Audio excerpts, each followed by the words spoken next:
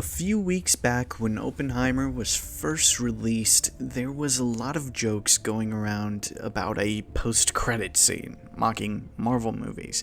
This led to a lot of people also asking for a sequel, and although they most likely meant that in more of a let's go for round 2 vibe, I look at this as an actual question. I thought through what movies and etc. what would make a good sequel to Oppenheimer. There are plenty of films that would fit this narrative, as well as TV shows, because that's the magic of real-world events.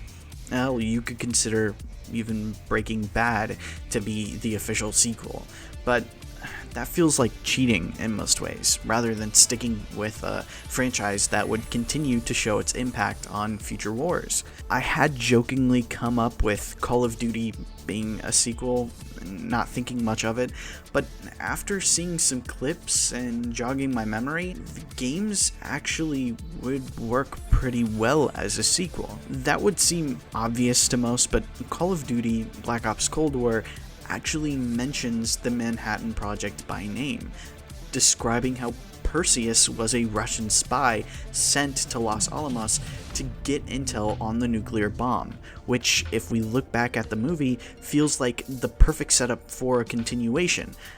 After all, it felt like one of the only questions that Oppenheimer really didn't go into. One of the unanswered questions. But Cold War picks this story back up, having us actually look for Perseus, while also going back and visiting the war in Vietnam and etc. I just feel like it works very well narratively as an actual sequel to the events of Oppenheimer. But if there's any other pieces of media that you think would fit more as a sequel to Oppenheimer, just let me know so we can truly create, the Oppenheimer cinematic universe. Even though it's always been one from the beginning, because there already is a sequel, and many don't know about it. It's this little movie called Forrest Gump. But anyway, this was just an idea on my mind. Do what you want with it.